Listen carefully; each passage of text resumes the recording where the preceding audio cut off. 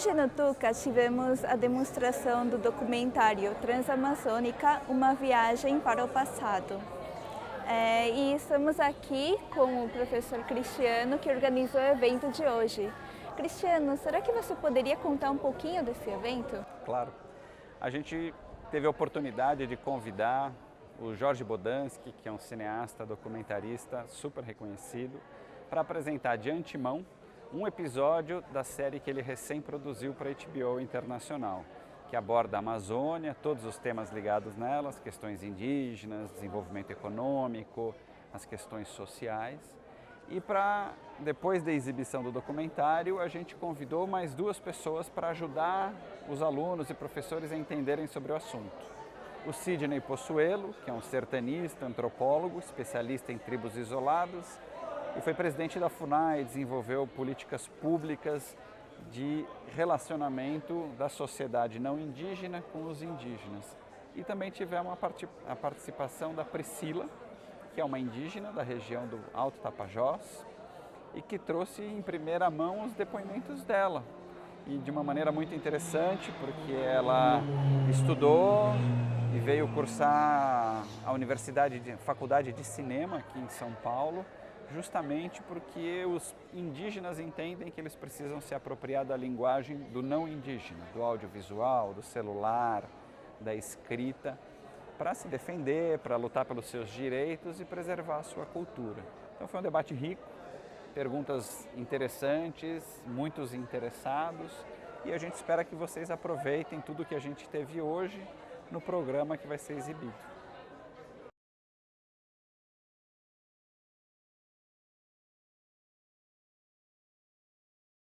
Eu consegui um trabalho de freelancer da editora Abril, ser fotógrafo da revista Realidade, que era uma revista muito importante na época, dava muito valor à fotografia e prestigiava muito o fotógrafo.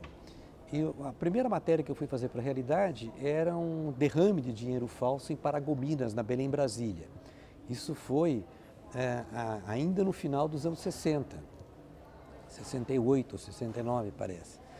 E o repórter saiu a gente pegou um aviãozinho de Belém, pousou nessa cidadezinha, naquela época era um faroeste, e o repórter me deixou esperando no posto de gasolina, enquanto que ele foi tentar arrumar a matéria que acabou não acontecendo, era um alarme falso. Mas eu fiquei uns 2 dias nesse posto de gasolina esperando o repórter. E lá eu, com a câmera na mão, comecei a fotografar o que eu via no redor do posto de gasolina. E observei que 2 personagens muito interessantes que circulavam por ali, que eram os choferes de caminhão e as menininhas que eram prostituídas por esses choferes de caminhão e levadas para a estrada. Eu pensei, se um dia eu contar a história da estrada, vai ser através desses 2 personagens, o chofer de caminhão e a menininha que se prostitui. Fiquei com isso na cabeça também. E continuei trabalhando como câmera da televisão alemã e tive a chance de ter um contato com um produtor da televisão alemã. Contei essa história, ele disse, puxa, essa história é bacana, mas me mostra alguma coisa. Eu quero ver alguma coisa mais concreta, mais objetiva. Aí eu voltei e saí com o meu Fusca aqui de São Paulo, isso no início dos anos 70, acho que 72. Saí aqui de São Paulo com o Fusquinha, meus companheiros na época, Wolf Gauer e Orlando Senna, e fomos até a Transamazônica, que estava em plena construção no regime militar. Fomos e voltamos. E eu levei como um caderno de notas uma câmera Super 8, com a qual eu registrava tudo o que acontecia, eu registrava com essa câmera Super 8 e registrei essa viagem. E o Super 8 mudo. E esse filme de mais ou menos meia hora, eu juntei as cassetezinhos todos, 3 minutos cada um, colei e levei para o produtor alemão. E ele me disse, puxa, que imagens interessantes. Se você me garantir essas imagens, eu produzo o filme para você. Eu falei, não, essas imagens eu garanto. E aí ele resolveu produzir essa história que se tornou o Iracema. Para um programa da TV alemã, um programa muito modesto, muito perdido, experimental à noite, uma verba mínima. E eu fui com uma equipe mínima, 4 pessoas, fizemos o filme, contratei o Pereio, que era um ator, Paulo César Pereio, que estava fazendo Roda Viva em São Paulo, que é uma peça do Chico Buarque, que sofreu vários atentados, o pessoal do Roda Viva apanhou do pessoal do PCC, que era da extrema-direita. E o Péreio era um cara que improvisava muito bem e estava politicamente muito engajado. Falei, ó, o Péreio é gaúcho, vai dar um ótimo chofer de caminhão. A questão era a menina, tinha que ser uma menina com carinha de índia e muito jovem. Eu não vi essa menina no meio teatral, no meio dos artistas. Procurei, falei, não, nós temos que ir para Belém e vamos achar lá. Saí com Orlando Senna, fomos para Belém e olhava na rua, eu vi as iracemas andando, mas quando falava não funcionava, aqui não funcionava.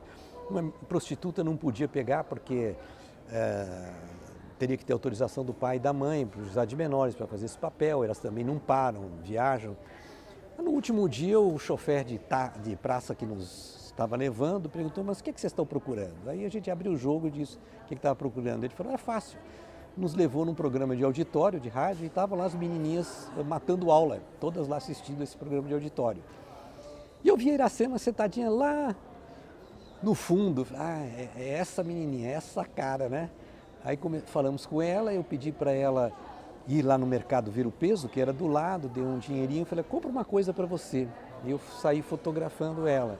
E de repente eu vejo uma briga, uma senhora batendo nela, ela gritando, todo mundo em volta, e eu fotografando, falei, mas que cena ótima.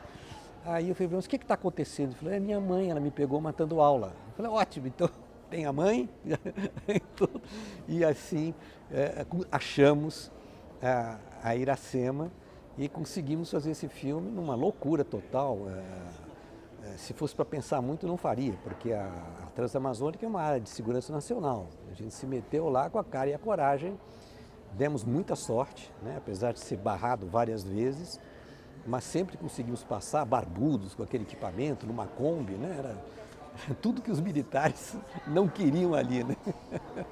Eu gosto muito, eu não tenho nada contra trabalhar na Amazônia, me identifico muito, porque é um Brasil tão pouco conhecido pelos brasileiros, né? E tão importante para o Brasil, né? O que acontece lá, o que é desconhecido, e ninguém dá atenção a isso. Fica sempre aquela imagem clichê, né? De floresta, de bicho, de índio, né? Ninguém aprofunda o olhar, né? Que a área que eu mais me dediquei enquanto estava na FUNAI era a questão desses povos que ainda existem, que estão aí pelo Brasil afora, pela Amazônia, basicamente, que são os povos isolados.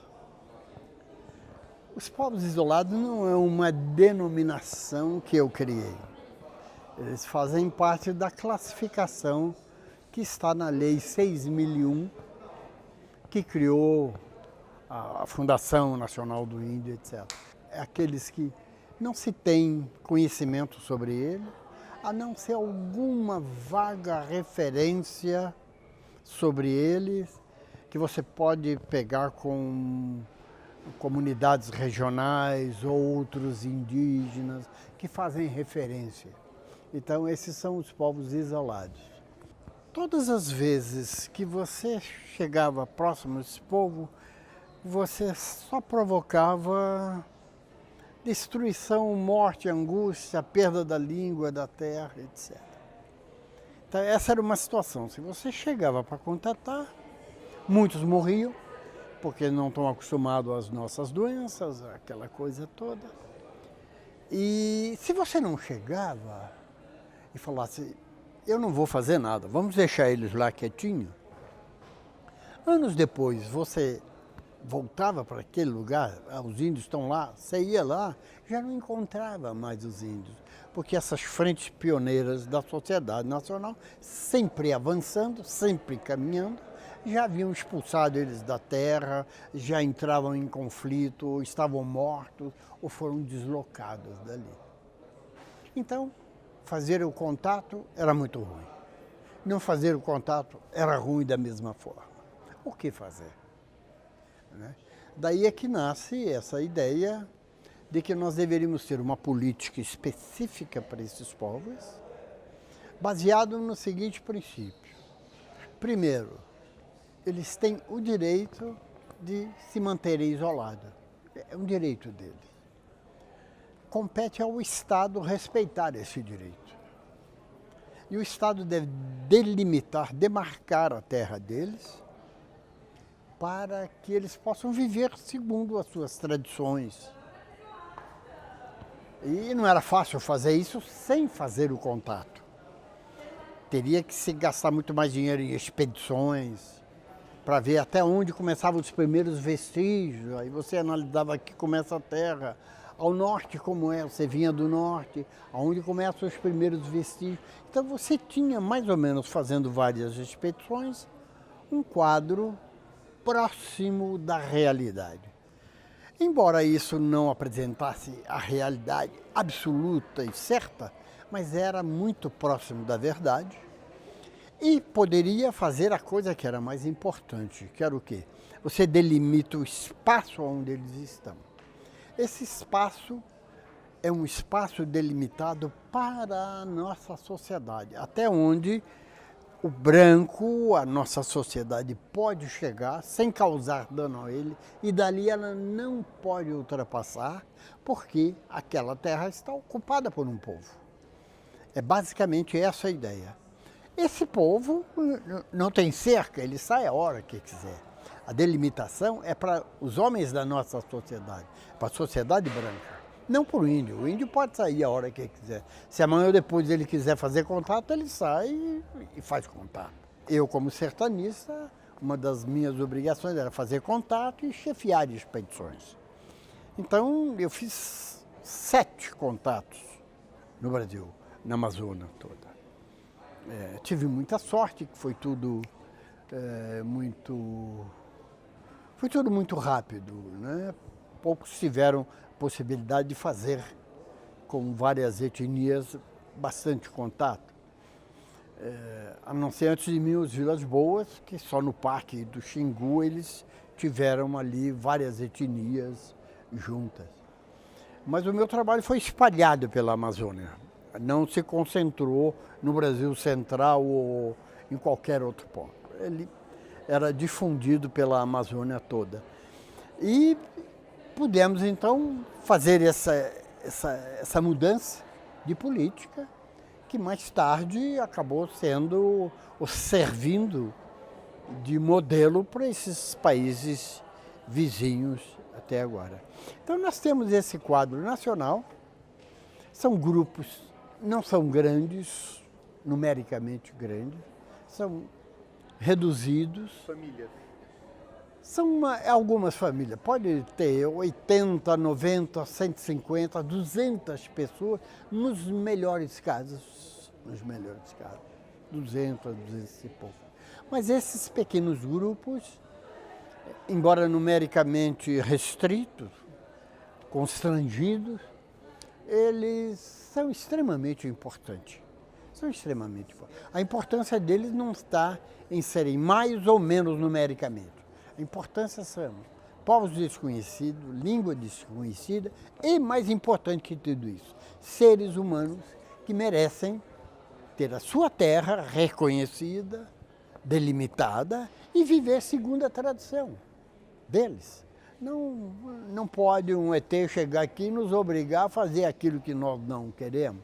Assim nós procedemos com ele, mais ou menos isso.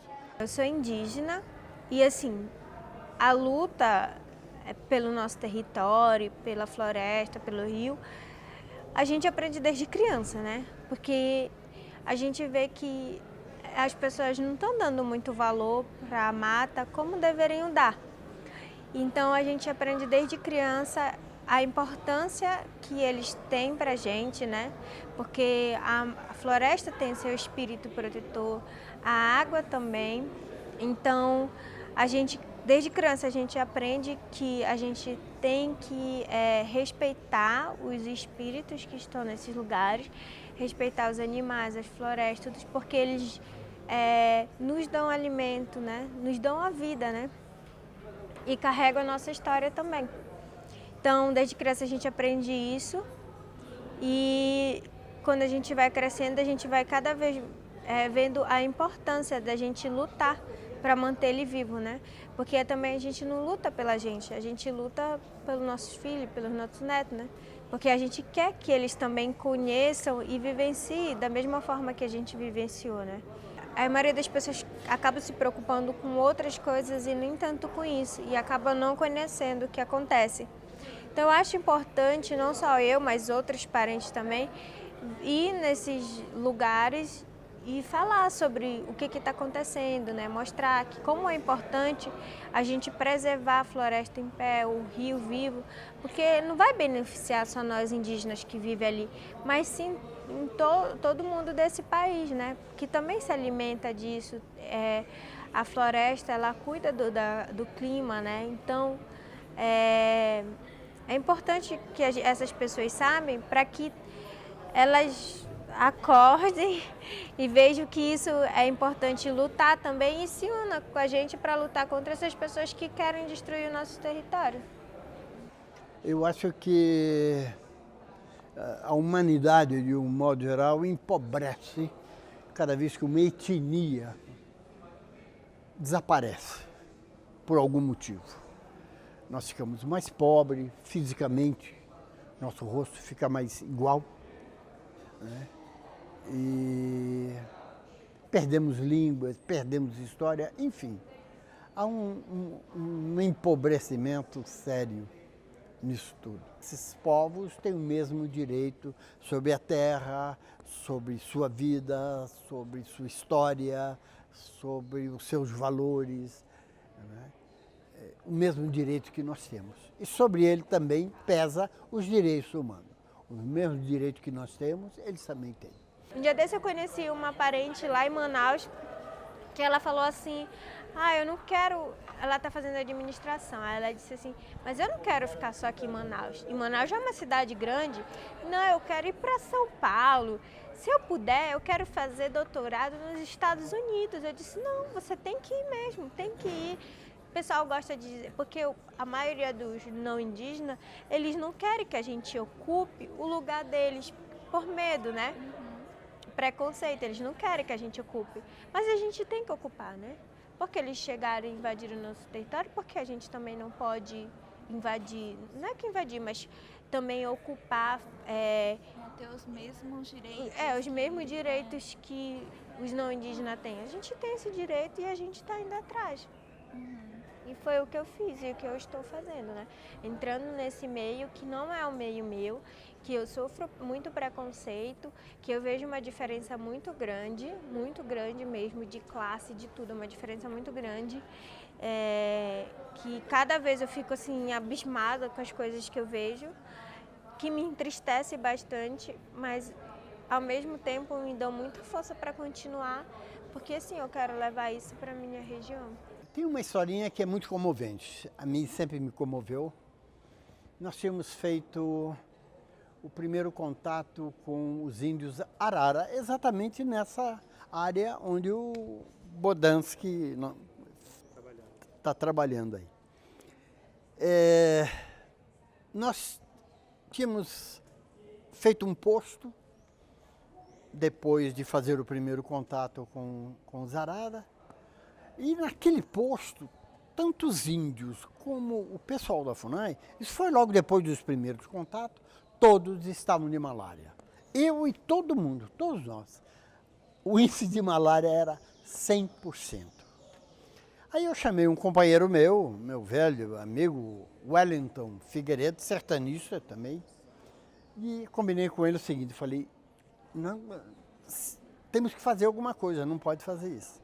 Não podemos ficar nessa situação. Vamos fazer o seguinte, pega um pouco de medicamento de malária, sai com eles, dia tal você sai com eles, que eu vou chamar o pessoal da SUCAM, antiga SUCAM, que vai borrifar isso aqui, com aquela coisa horrível, aquele veneno que mata mosquito, e mata galinha e mata tudo, mas não tinha outra solução. Ou faz aquilo, ou vamos para onde? Eu falei, então você sai dia tal, dá uma volta pelo mato e dia tal você chega com os índios, toda a comunidade, porque eu já vou estar lá com uma equipe médica, aguardando os índios chegar, para a gente fazer novos tratamentos, fazer lâmina em todo mundo. Ok, tá bom.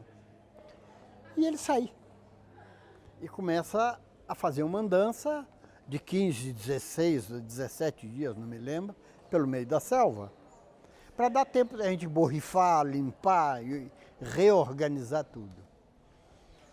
Nessa andança que ele começa, enquanto está no início, está tudo bem. Depois, do meio para o final da andança, perto da chegada, ele começa a ficar preocupado porque ele tem que estar lá naquele dia, porque os médicos também tinham dia tal, eu fico, espero você o dia seguinte e depois vou embora. Então, tem que estar lá. E tinha um menino, de uns 8 anos mais ou menos, que levava um tição. Quem é indígena conhece bem a questão o transporte de fogo ser feito num tição onde você para de vez em quando e assopra para manter aquela brasinha viva e depois você faz. E esse menino, de vez em quando, parava, assoprava, ajeitava para fazer e estava atrasando, já estava na época dele chegar. Lá na aldeia, novamente, onde eu devia estar aguardando com os médicos, o tempo passando. E ele chegou no menino e falou, meu filho, isso não atrasa, você está atrasando o pessoal com esse negócio de fogo, fica aí e tal. Então nós precisamos andar depressa para chegar lá a tempo. Mas não adiantou nada, o menino continuava a parar e ficava soprando. E já estava em cima da hora, ele chegou no menino pela terceira ou quarta vez e falou, meu filho, tirou o tição da mão dele, jogou no igarapé, que passava assim próximo, e apagou o fogo. Foi embora. Chegou no dia aprazado, combinado, os médicos estavam lá, fizemos exame em todo mundo, e ele notou que aquele menino estava triste. E o Wellington é um sertanista sensível, ele gosta dos índios, prestou atenção no menino, chamou o menino e falou, meu filho, você está aborrecido, porque eu joguei aquele tição fora, enfiou a mão no bolso, deu um monte de, toma aqui um monte de fósforo, um monte de isqueiro, faz o fogo que você quer. E aí o menino disse para ele o seguinte, aquele fogo foi meu avô que deu para o meu pai deu para mim, e eu guardava, era um fogo familiar. Então, ele, com o intuito de fazer o melhor para chegar e ajudar a saúde dos índios, ele provocou a extinção de um fogo familiar. Isso é uma história terrível, mas extremamente fornecedora de informações. Quando você não conhece uma coisa, não mexa. Respeite ela do jeito que é. Não mexa. A menos que você conheça tudo e tenha solução. Se você não tiver e não conhecer, é melhor não mexer. Vamos respeitar. O último contato, o penúltimo contato foi com os índios Arara, que vinha de lutas na Transamazônica, era o terror da Transamazônica. E quando eu fui lá e renovei a frente toda, eu falei, agora, esse grupo, eu não posso permitir que morra um só índio aqui. Não vou permitir. Então, nós estávamos lá com a frente, eu tive medicamentos, barracas de campanha, quantidade de medicamentos, médicos, enfermeira, um helicóptero à minha disposição. Eu falei, não vou permitir que morra aqui ninguém. Mas morreu. Porque após o contato houve certos problemas, ficaram doentes. Ao ficar doentes, entraram para a selva e foram em busca dos seus remédios. E nós vimos que pelos que ficaram conosco, vimos que eles estavam gripados e saímos em busca do pessoal que tinha entrado na selva em três direções diferentes. Formei 3 equipes e as equipes foram buscando atrás dele, e encontramos eles todos doentes. E aí começou o resgate deles. Os que estavam mais próximos a gente trouxe na rede, pelo meio da selva, demorando, mas já aplicando injeções, etc. Os outros estavam bem mais longe, eu fui de helicóptero e resgatei. Então morreram 2 índios. Por quê? Eu tinha tudo o que precisava. As expedições e contatos anteriores não tinham. Por que eu, tendo tudo, morreu? Pelo seguinte, o que eu não sabia, o que ainda não tinha se passado comigo, era a própria compreensão do índio, de que, ficando doente pelas nossas doenças típicas, ele tinha que buscar a nós. Mas ele ficou doente e foi em busca da medicina dele tradicional, que não tem efeito nenhum nas questões. Ele precisa de antibiótico para combater aquilo. Se não tem antibiótico, morre. Então, o que eu só não contava era com a cooperação do próprio índio, por ele não entender esse mundo que se aproximava dele, era tão perigoso, tão cheio de doenças, né, que os destruía. E morreram 2. E dali para frente aí eu parei com tudo isso e comecei a trabalhar na questão da mudança da política brasileira com relação aos povos indígenas. Acho que foi bom. Para um mundo mais limpo, menos sujo, né? Nós trabalhamos para isso, né? Mais fraternidade, mais humanidade entre nós. E acho que nós temos um dever histórico e compete ao governo e tem obrigação de proteger os povos indígenas, principalmente os isolados que não têm nenhum representante no nosso meio, na nossa sociedade, nem sabe o tamanho disso aqui.